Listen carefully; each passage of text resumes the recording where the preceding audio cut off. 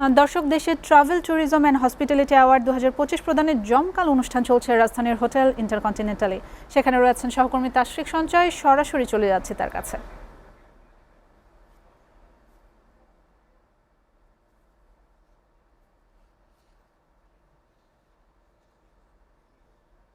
দর্শক, আমরা অপেক্ষা করছি।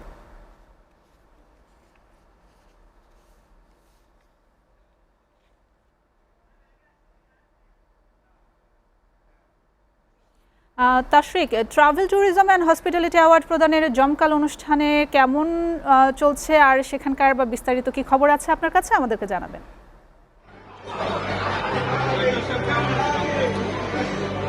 এই মুহূর্তে রয়েছি রাজধানী হোটেল ইন্টারকন্টিনেন্টালে, যেখানে ট্রাভেল ট্যুরিজম এবং হসপিটালিটি খাতের বেশ কিছু প্রতিষ্ঠানকে এখানে কিন্তু সম্মাননা প্রদান করা হচ্ছে, যেখানে 150টি মনোনয়ন আবেদনের মধ্যে এই খাতের 29টি প্রতিষ্ঠানকে দেওয়া হয়েছে সম্মাননা, যার মধ্যে থেকে 27টি প্রতিষ্ঠান 29টি ক্যাটাগরিতে সম্মাননা পেয়েছে এবং 8 জন ব্যক্তি বিশেষ সম্মাননা পেয়েছে।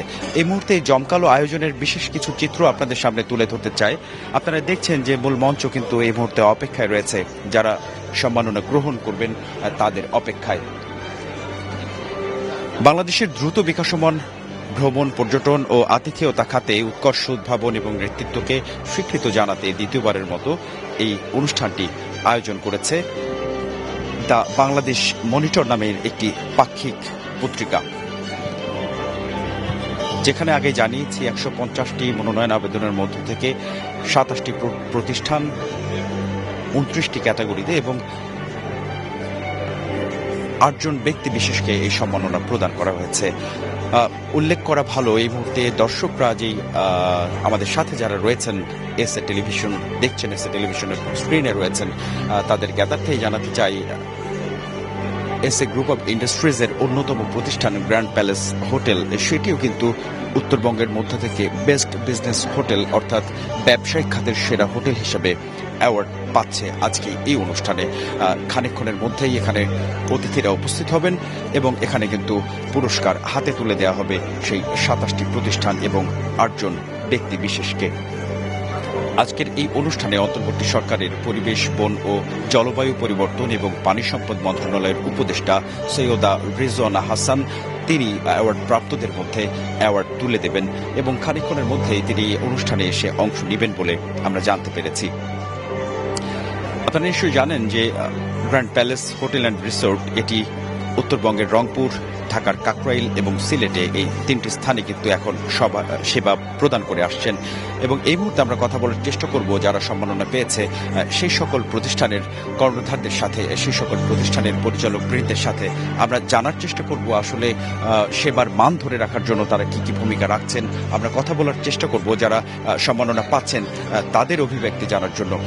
Grand palace hotel and resort আমরা জেনেছি যে উত্তরবঙ্গের সেরা বিজনেস হোটেল হিসেবে ইতিমধ্যেই একটি সম্মাননা পেয়েছে। খানিকক্ষণ পর রিজওয়ানা হাসানের হাত থেকে আমরা সেই সম্মাননা হয়তো গ্রহণ করতে দেখব। আপনাদের এই যে প্রাপ্তি, এটিকে আপনাদের সামনের দিকে এগিয়ে যেতে আরো বেশি অনুপ্রেরণা যোগাবে কিনা? ধন্যবাদ। আসলে আজকের এই আয়োজনকে ঘিরে অনেক গুরুত্বপূর্ণ ভূমিকা আছে আমি বলে মনে করি এবং দেশের এমন একটা সময় এই জিনিসটা আয়োজিত হচ্ছে যে এটা আমাদেরকে এই পুরো বছরে যা যা ট্যুরিজমের হাইলাইটসগুলো আছে এগুলো আমরা আজকে অবশ্যই জানবো। অবশ্য আমরাও এখানে আজকে একটা গল্প শোনাতে চাচ্ছি। আমাদের গ্র্যান্ড প্যালেস হোটেল রংপুর আসলে প্রথম যাত্রা শুরু করে 2018 সালে, এরপরের থেকে উত্তরবঙ্গের জন্য একটা গুরুত্বপূর্ণ মাইলফলক হয়ে থেকে যায় দেশের মানুষজন, জনগণের জন্য। সো আমি মনে করি যে আজকে আমাদেরকে কোনো এরকম ভাবে স্মরণ করাটা ইম্পর্টেন্ট এবং আমাদের সকল স্পন্সরকে, এই প্রোগ্রামের সকল স্পন্সরকে ধন্যবাদ জানাতে অবশ্যই আমার এবং আমার কোম্পানির পক্ষ থেকে সেটা অলওয়েজ সাপোর্ট এবং থাকবে। Thank you. আসলে 5 তারকা মানের একটি হোটেল উত্তরবঙ্গে, এটি কিন্তু একটা দুঃসাহসের ব্যাপার ব্যবসায়ীদের জন্য। এই সাহসটা আসলে আপনারা কিভাবে নিয়েছেন?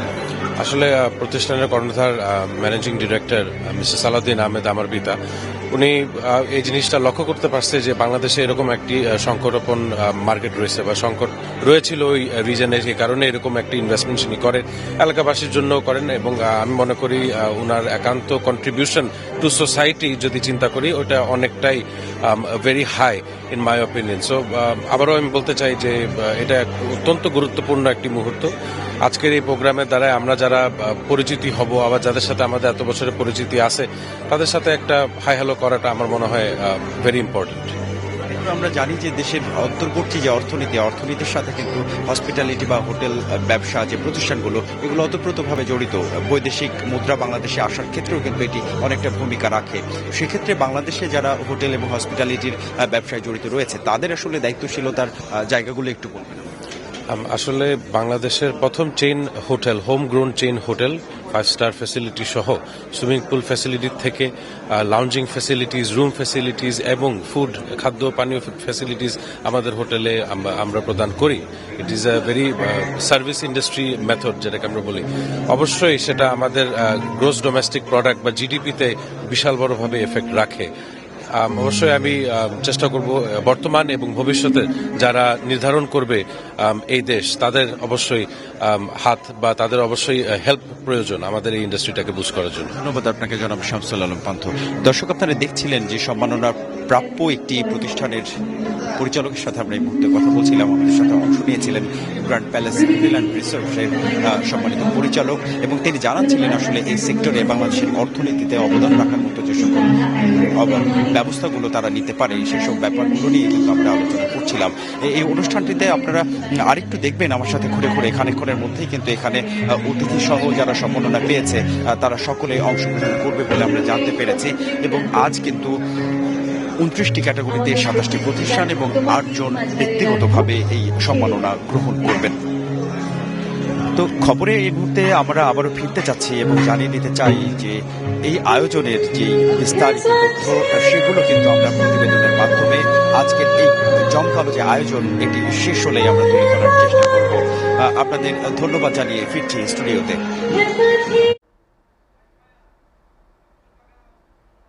তাশরিক, আপনাকে ধন্যবাদ।